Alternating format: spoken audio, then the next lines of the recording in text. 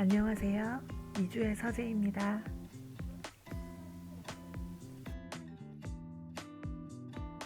여러분은 마지막으로 어린 시절의 마음을 떠올려 본 게 언제인가요?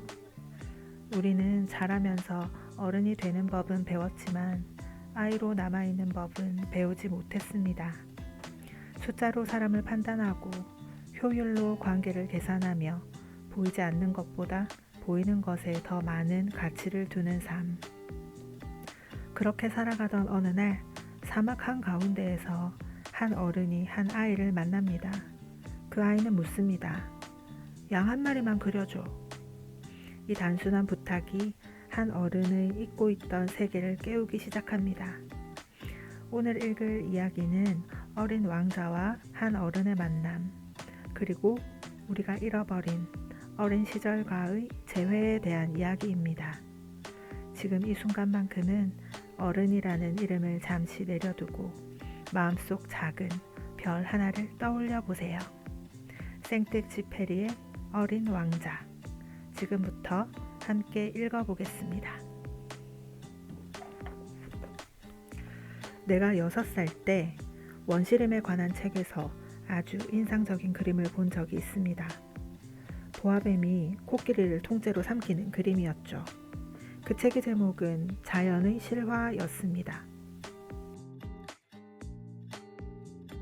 책에는 보아뱀은 먹이를 씹지도 않고 통째로 삼킨 다음 6개월 동안 잠을 자며 소화한다 라고 쓰여 있었습니다. 그 그림은 내 마음속에 깊은 인상을 남겼고 정글에서의 모험을 꿈꾸기 시작했습니다. 마치 그림 속 보아뱀처럼 세상을 탐험하고 싶었죠. 그래서 색연필을 들고 내 첫 번째 그림을 완성했습니다. 어른들에게 그 그림을 보여주며 이거 무섭지 않아요? 라고 물었습니다. 하지만 그들은 이렇게 대답했습니다. 무섭다니, 이건 모자잖아. 그런데 그 그림은 모자가 아니었습니다. 코끼리를 삼킨 보아뱀이었죠. 어른들이 내 상상력을 이해하지 못해 실망한다는 다시 그림을 그렸습니다. 이번에는 보아뱀의 속을 그려서 그들이 안에 뭐가 들어있는지 알 수 있도록 했습니다. 왜냐하면 어른들에게는 항상 설명이 필요하니까요. 그래서 두 번째 그림을 완성했습니다. 하지만 어른들의 반응은 똑같았습니다. 그들은 내게 보아뱀 그림은 그만 그리고 차라리 지리나 역사, 산수 같은 걸 공부해라 라고 말했습니다. 그래서 나는 6살 때 화가가 되려던 꿈을 포기했습니다. 2번이나 실패하고 나니 더는 그림을 그릴 용기가 생기지 않았습니다. 어른들은 정말 아무것도 이해하지 못하죠. 그들은 항상 현실적인 것만을 요구했고 내 상상력은 늘 무시당했거든요. 결국 나는 비행기 조종사라는 다른 길을 선택했습니다. 비행사는 전 세계를 여행하는 직업이었고 지리 공부가 많은 도움이 된 것은 사실입니다. 중국과 애리조나를 한눈에 구분할 수 있었고 길을 잃었을 때도 큰 도움이 되었으니까요. 하지만 여전히 내 마음속에는 어린 시절의 그 그림이 남아 있었습니다. 나는 살아가면서 사려 깊은 사람들을 많이 만났습니다. 어른들과 어울리며 그들을 가까이에서 깊이 관찰했죠. 그렇지만 어른들에 대한 내 생각이 크게 달라지지는 않았습니다. 어른들은 항상 현실에 안주하고 새로운 걸 받아들이는 것이 두려워 보였습니다. 어른들을 만날 때마다 나는 내 첫 번째 그림을 보여주며 시험해 봤습니다. 그들이 정말로 내 그림을 이해할 수 있을지 궁금했죠. 하지만 그들의 대답은 항상 같았습니다. 그건 모자잖아. 그럴 때마다 나는 보아뱀이나 정글, 별에 대해 더는 이야기하지 않기로 했습니다. 대신 그들의 눈높이에 맞춰 카드게임, 골프, 정치, 넥타이에 관해 이야기했죠. 그러면 어른들은 내가 아주 현명한 사람이라고 생각하며 만족해 했습니다. 그래서 나는 마음을 터놓고 이야기할 수 있는 사람 없이 혼자 살아왔습니다. 그러다 6년 전 사하라 사막에서 비행기 사고를 겪게 되었습니다. 비행기 엔진에 문제가 생긴 거예요. 정비사도 승객도 없는 상태에서 혼자 수리를 해야 했죠. 일주일 정도 버틸 수 있는 물밖에 없었기 때문에 내게는 생사가 걸린 중요한 순간이었습니다. 첫날 밤, 나는 인가에서 1000마일이나 떨어진 모래 위에서 잠이 들었습니다. 바다 한가운데 뗏목 위에 홀로 떠있는 조난자보다 더 외로웠죠. 그러니 해가 뜰 무렵 이상한 목소리에 잠에서 깼을 때 내가 얼마나 놀랐을지 상상할 수 있을 거예요. 저기요, 양 한 마리만 그려주세요. 뭐라고? 양 한 마리만 그려달라고요. 나는 깜짝 놀라 벌떡 일어났습니다. 눈을 깜빡이며 주위를 유심히 살펴보았습니다. 그러다 아주 이상하게 생긴 작은 아이가 진지한 표정으로 나를 바라보고 있는 것을 보았습니다.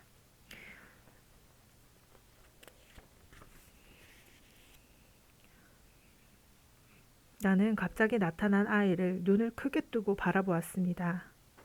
생각해 보세요. 나는 사람이 살지 않는 곳에서 1000마일이나 떨어진 사막에 추락했습니다. 그런데 이 작은 아이는 모래사막에서 길을 잃은 것 같지도 않고 피곤이나 배고픔, 목마름, 두려움에 지쳐 보이지도 않았습니다. 그의 모습은 사막 한가운데서 길을 잃은 아이처럼 보이지 않았죠. 드디어 내가 말문을 열 수 있게 되었을 때 아이에게 물었습니다. 도대체 여기서 뭐 하는 거야? 그러자 아이는 아주 천천히 대답했습니다. 양을 그려주세요. 알 수 없는 궁금증이 너무 커지면 사람은 어쩔 수 없이 순종하게 되죠. 사막 한가운데서 죽음의 위험에 처한 상황이었지만 나는 어이없게도 주머니에서 종이와 펜을 꺼내 들었습니다. 그리고 말했습니다. 난 그림을 못 그려. 그건 상관없어요.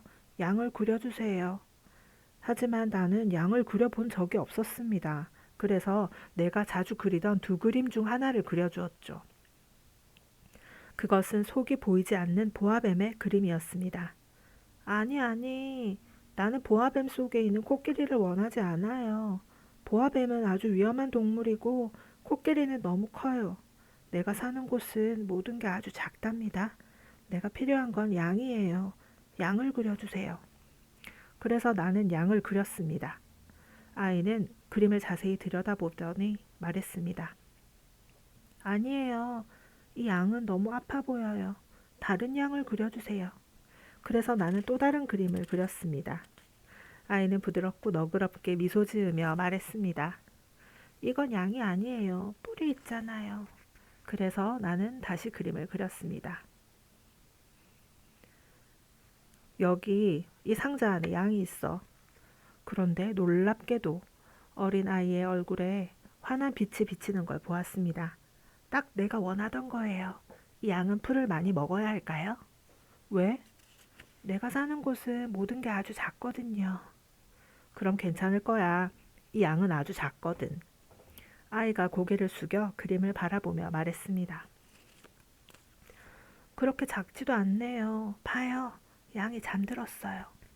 그렇게 해서 나는 어린 왕자와 친구가 되었습니다. 어린 왕자의 정체를 밝히는데 예상보다 긴 시간이 걸렸습니다.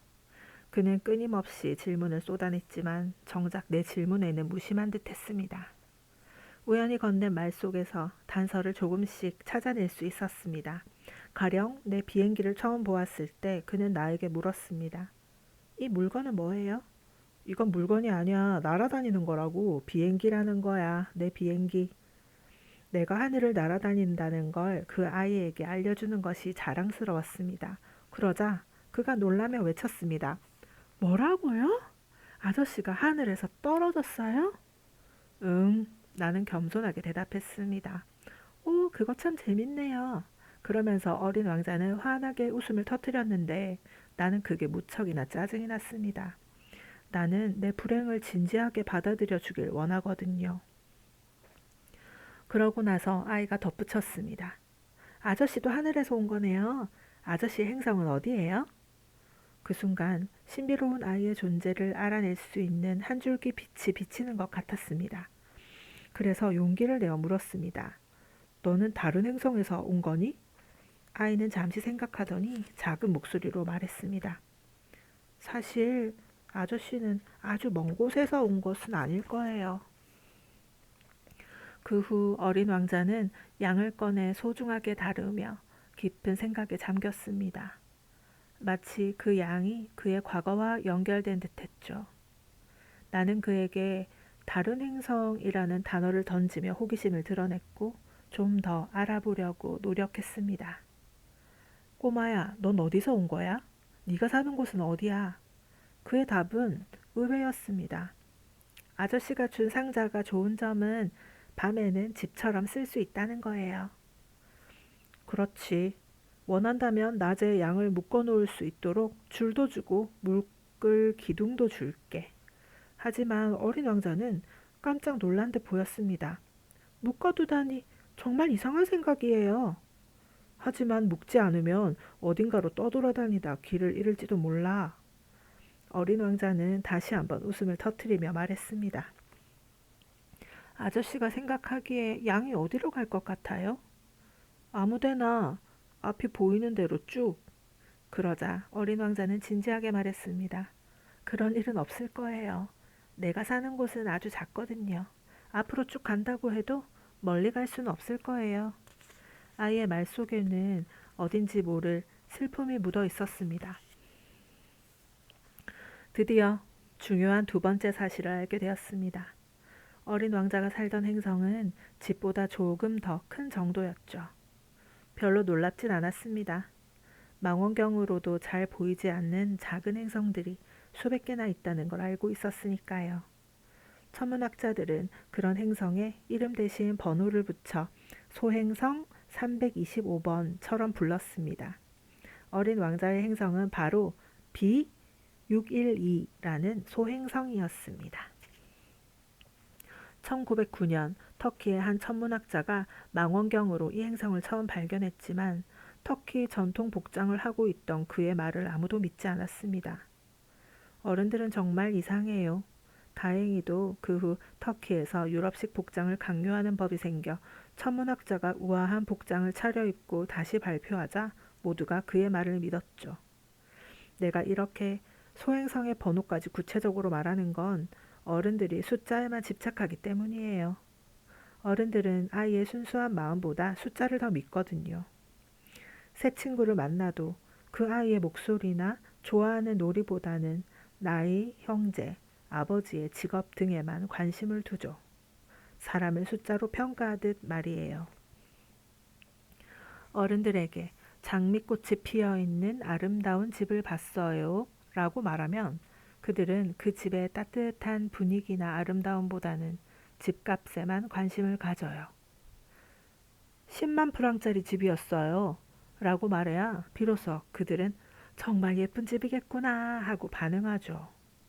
만약 내가 어린 왕자가 이 세상에 있었다는 증거는 그 애가 웃음이 예뻤고 양을 갖고 싶어 했다는 거예요.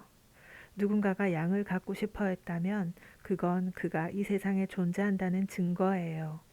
라고 말한다면 어른들은 나를 어린애 취급하며 코웃음을 칠 거예요.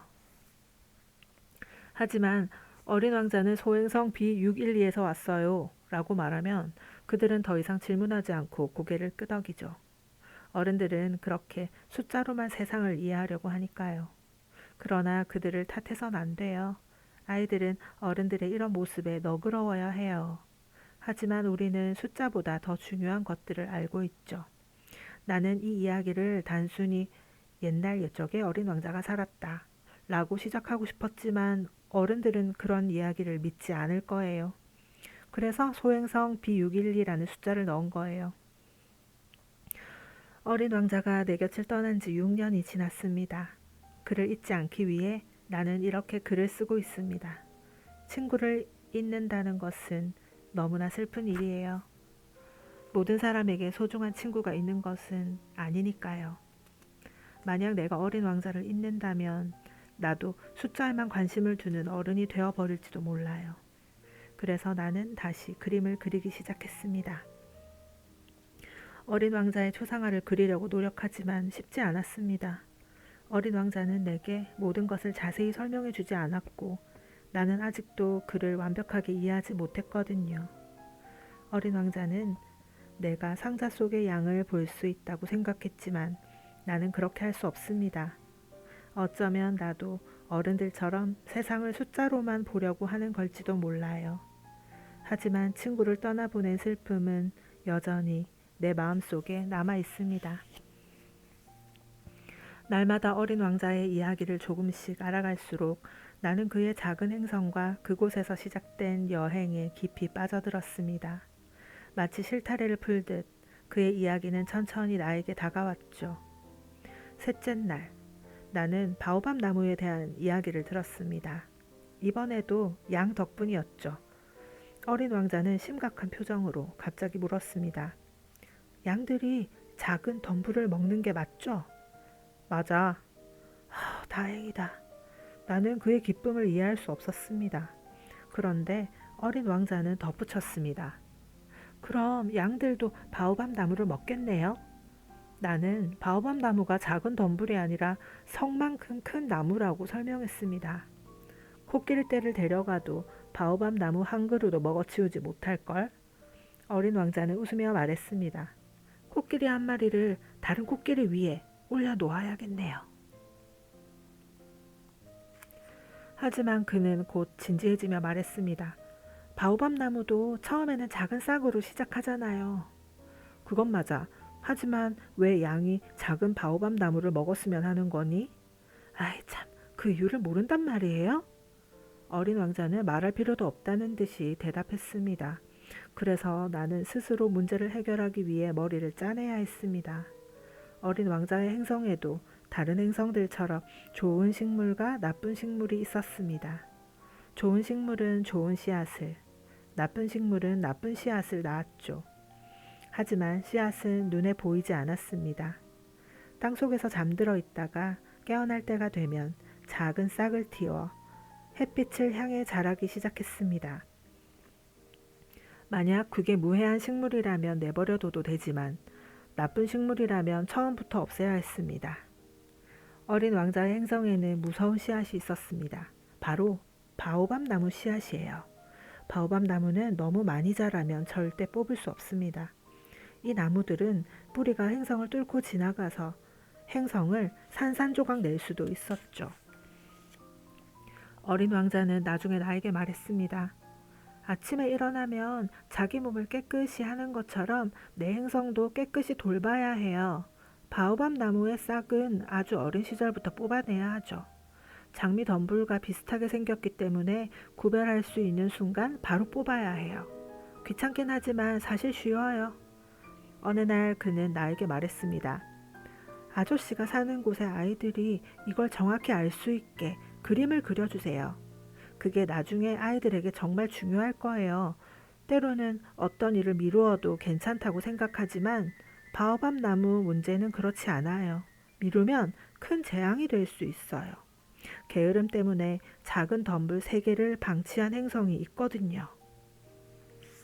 그래서 나는 어린 왕자가 묘사한 대로 바오밥 나무에 대한 그림을 그렸습니다. 나는 도덕적인 흉계는 좋아하지 않지만 바오밥 나무의 위험성은 제대로 알려지지 않았기에 사람들에게 경고하기 위해 이 그림을 그렸습니다. 바오밥 나무를 조심해 라고. 나도 처음엔 바오밥 나무의 위험성을 몰랐습니다.